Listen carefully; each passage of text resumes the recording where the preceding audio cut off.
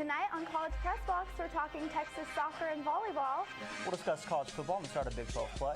And we'll compare the Texas football teams of past and present. All this and more on College Press Box.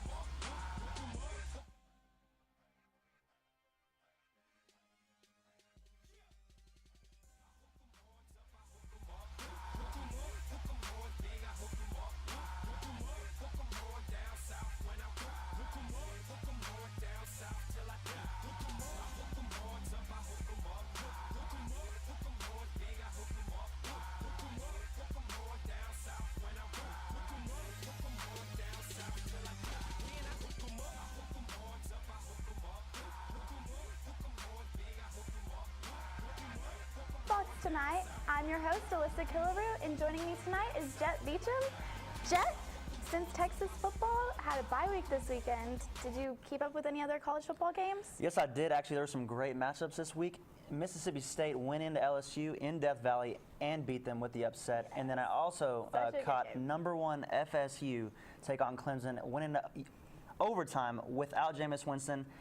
Clemson ran a bad play, really, and then, you know, FSU went and took it from him. It's a big win for FSU for sure. Yes, it was.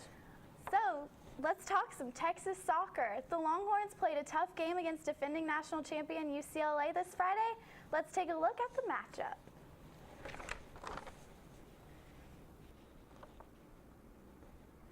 Three minutes into the game, first half, left wing Taylor Smith passes to midfielder Sam Mewis and scores. UCLA leads 1-0.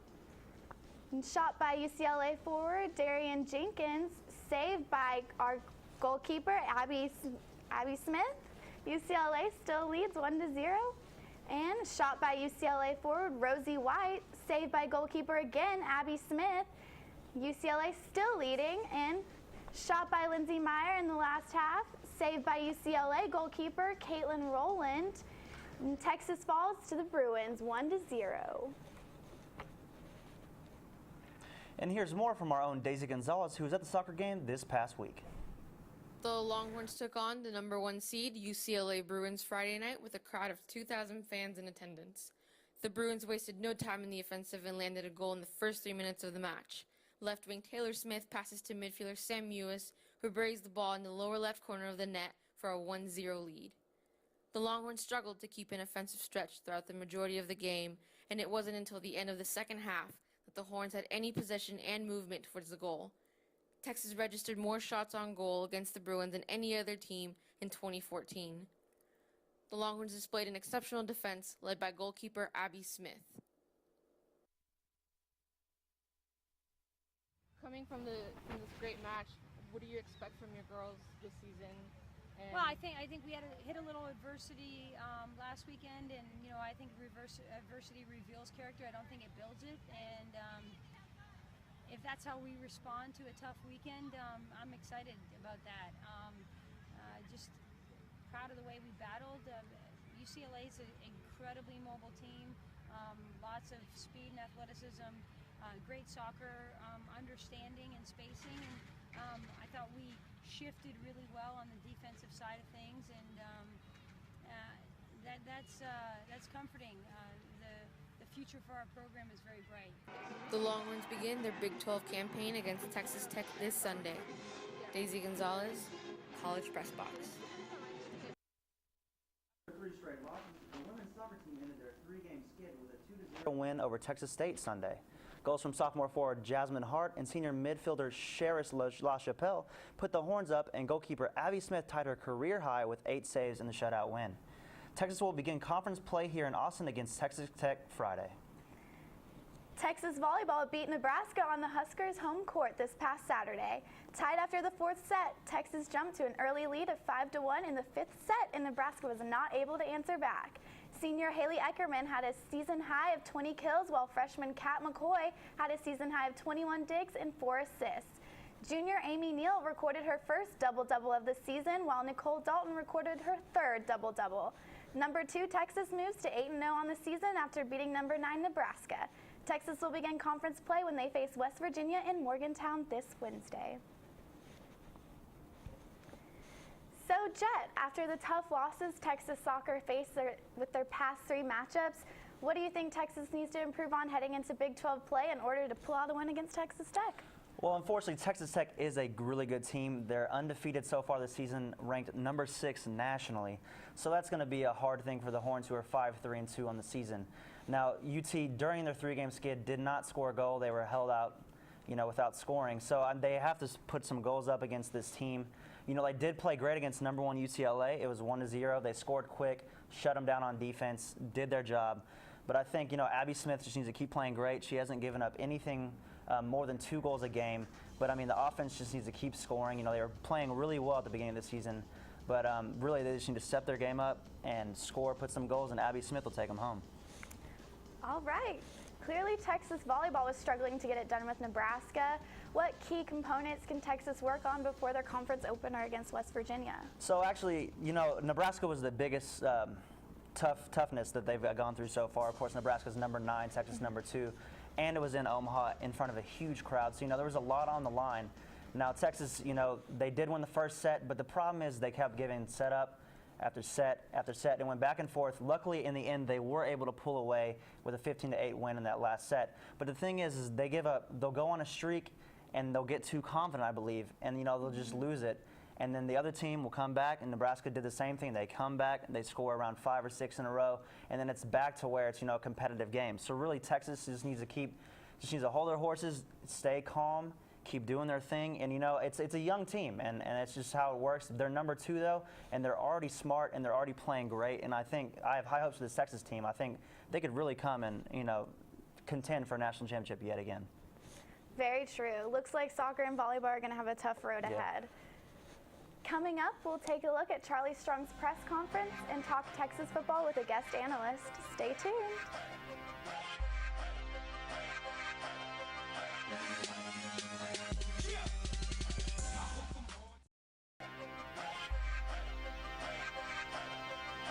Thanks for tuning back. Coming off of a bye week, Coach Strong talked with the media and gave us thoughts about the upcoming game against Kansas. It's great to get back in the game week after having a week off. And during that week off is just get the practices in, and it's all about effort. It's about assignment, fundamentals, and technique. And just like the overall attitude, you're losing that game at UCLA, it still kind of burns, and you want that to burn because you want to see in that locker room afterwards just how much it hurt, and it hurt a lot of the players. That's where you know that you're taking strides and you're getting better and better. But this is a good Kansas team, and we know this. Anytime you go on the road, you have to pack your defense and sit to the defense, because what's important is the defense takes the crowd out of the game. And you want to pack your discipline, because you have to be a disciplined football team. You have to have your focus, and you have to have your special teams, because that's all about changing the field position and the togetherness where you have to play together, and then just making sure that we go and compete, at the highest level. But looking forward to it, and just knowing this, that we got a few more days to get ready for it, and we should be prepared to be ready to be focused and locked in.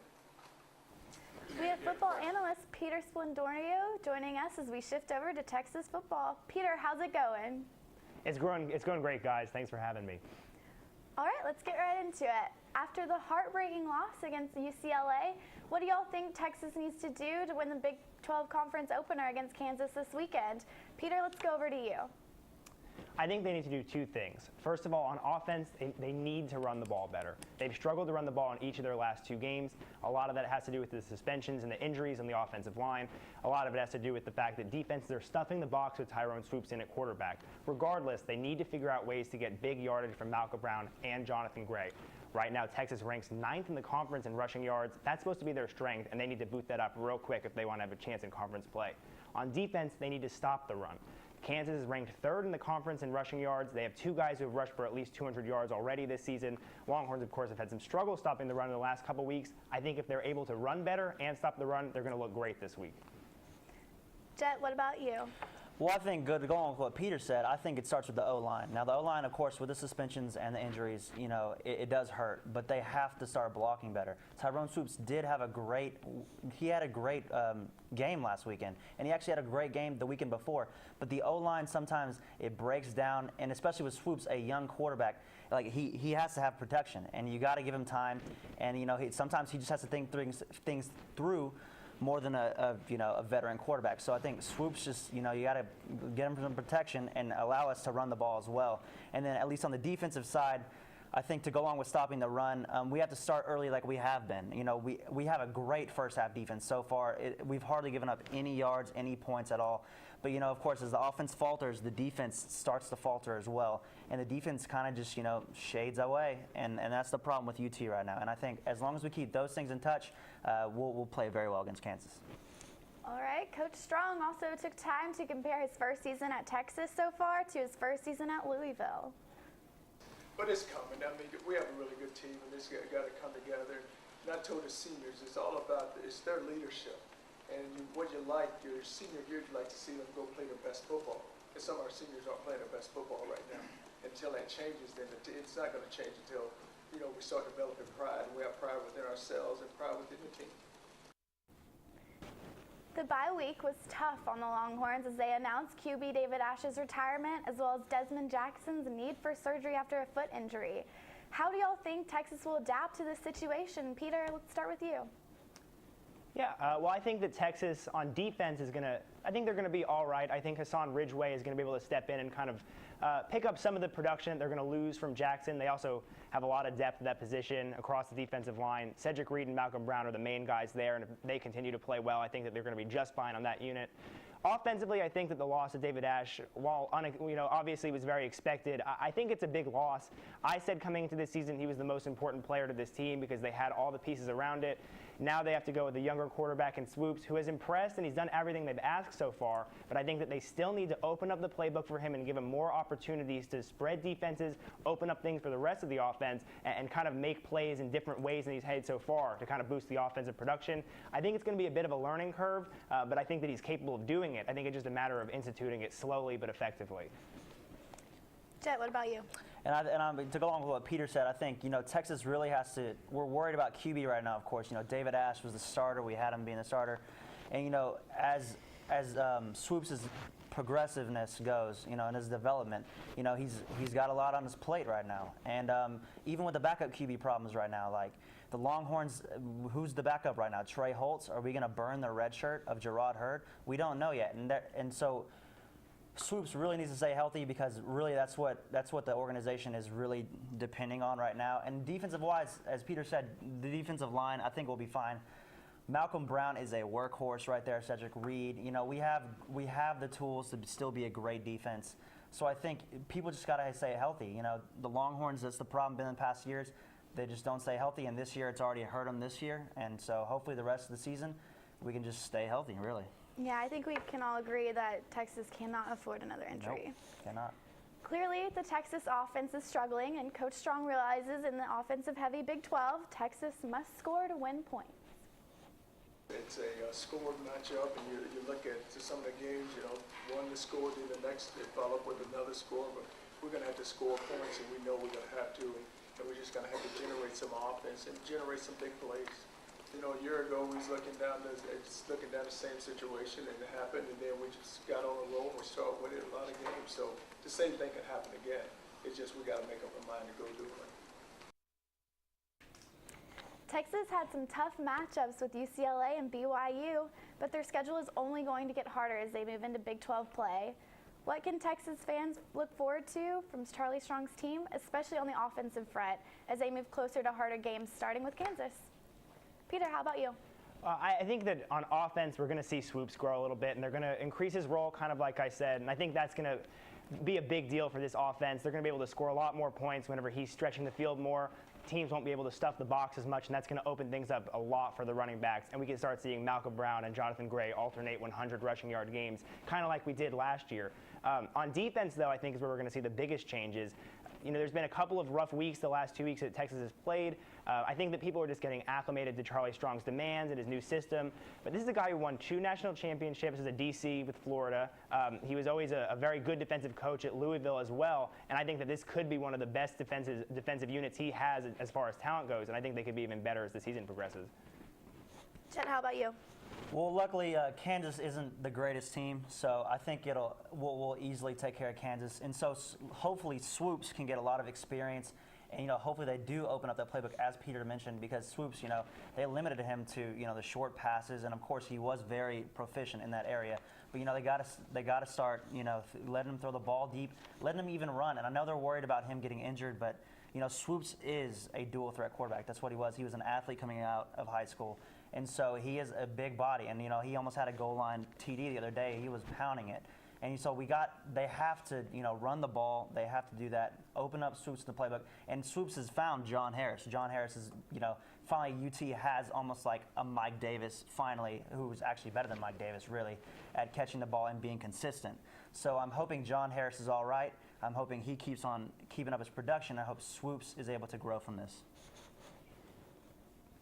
Now we'll be talking more college football, including a look at the past and present of UT football. Stay with us here on College Press Box.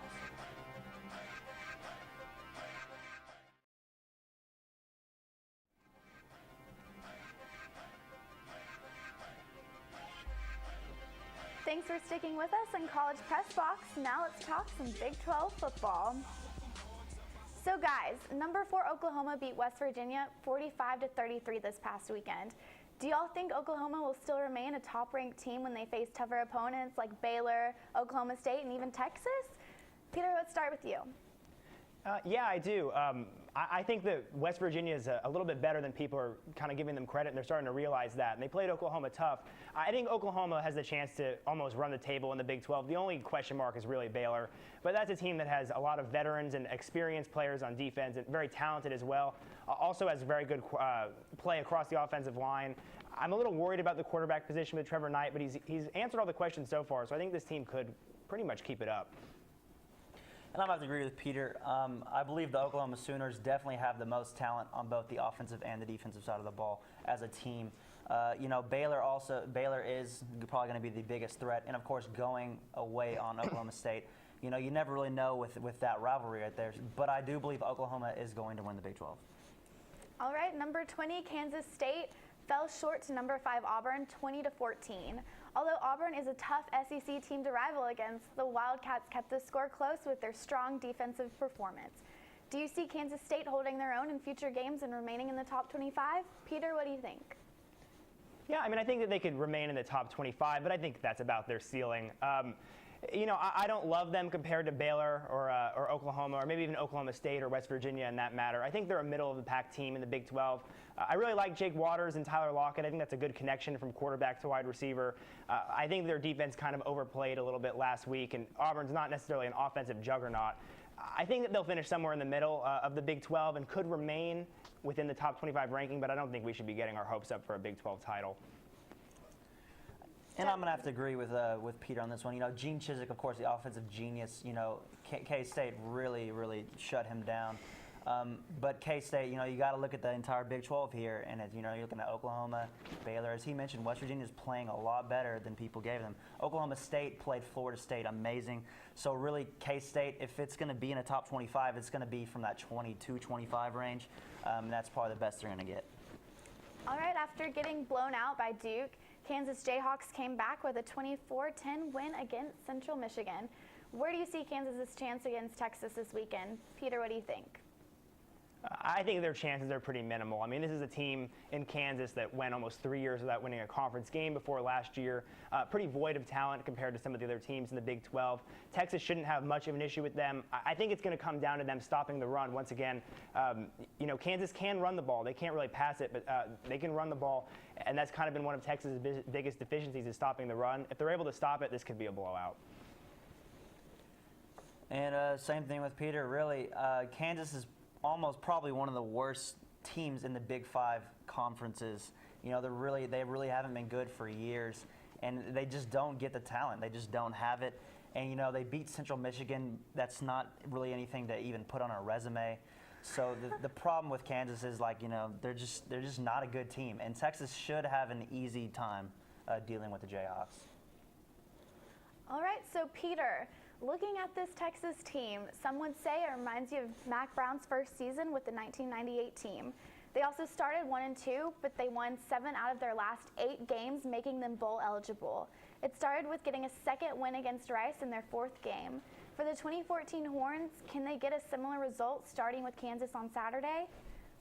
I don't think expectations should be very high realistically for Texas. There's uncertainty at quarterback, inexperience along the offensive line, a defense that's been labeled soft the last couple years. I think there's just too many question marks, and it's still a work in progress.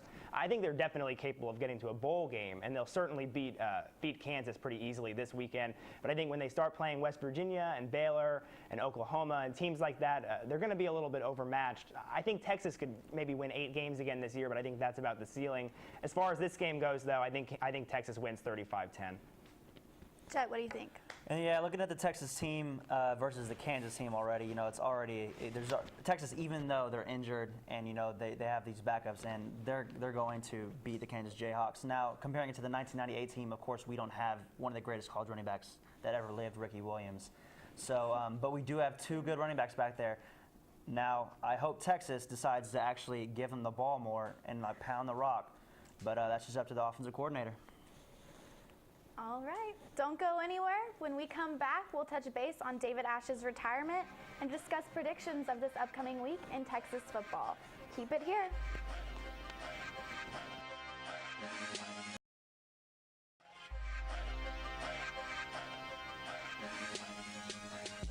Thanks for sticking us with us here on College Press Box. Here's our own Luana Solis asking UT students about the state of the UT football team on this week's Man on the Street. Quarterback David Ash is officially retired from Texas football. I came out to the 40 acres to see what students thought about the big news. Do you know what big announcement Charlie Strong made? No. No? Wait, when was it? Yesterday. No. No, I do not. David Ash isn't coming back? Ash is retiring from football. What do you think about that? That's the quarterback, right? That's crazy. He's too young to be retiring. 1 concussion, I think, is too many concussions for me. So I'm actually, I'm sad for the football team, but I'm happy for Ash. I completely understand his position. I think it's important to take care of your health first. It's unfortunate for him, but overall, I think Texas football will be okay without him. His new replacement is Tyrone Swoops. Do you think he's a good replacement, or would Gerard be a better fit? Swoops? Yeah. You're trolling me. He's not real? I think he could bring the hurting, so Gerard hurt. Swoops, because he sounds like a basketball player, and he could throw. I don't know if there's any correlation between that, but hey, sport name equals sport, famous. I think Swoops because I think he already has a little bit more experience. Just like playing with UT, he already knows how the system was. I think he stepped up in the game last week, even though we didn't win. But I think he proved that he's capable of doing it. I don't think he's consistent enough to be, the UT quarterback. How many games do you think Texas football is going to win? How many? I want to say they win the next game, that's for sure, because I got money on that one. And they're going to win 4 for sure. Yeah. And then the other ones are kind of shaky. 6 or 7. I have high hopes. They better win Baylor, because I'm going to go to that one. I think 4. 5 or 6. At least 5. We may lose 2 or 3 games. Let's take a look at what's going on this week in Longhorn sports. Wednesday, volleyball at West Virginia at 6 p.m. on ESPNU. Friday, men's swimming and diving, Orange and White meet 3 p.m. and soccer versus Texas Tech at 7 p.m. on Longhorn Network. This Saturday, track and field at the Griot Invitational and football at Kansas at 3 p.m. on Fox Sports 1. Sunday, soccer versus West Virginia on 1 p.m. on LHN. And then Saturday through Sunday, women's tennis at the ITA All-American Championship and men's tennis at the Cajun ITA All-American Championship.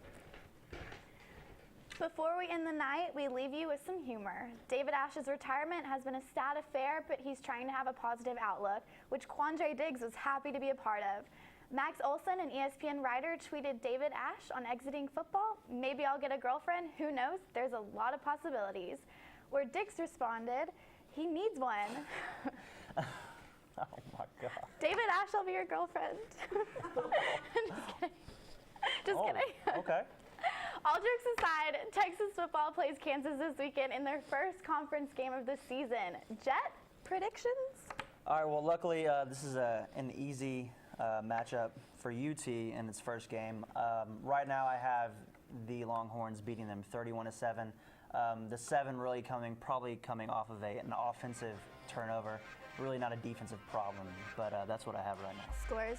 31-7. 31-7. I agree. Well, that does it for this episode of College Press Box. Thanks for joining us. You can tune into our sister show, College Crossfire, at 9 p.m. on Wednesdays. For Peter Sblendorio, Jett Beachum, Master Control, and everyone behind the scenes, I'm Elissa Killebrew. Y'all have a great night.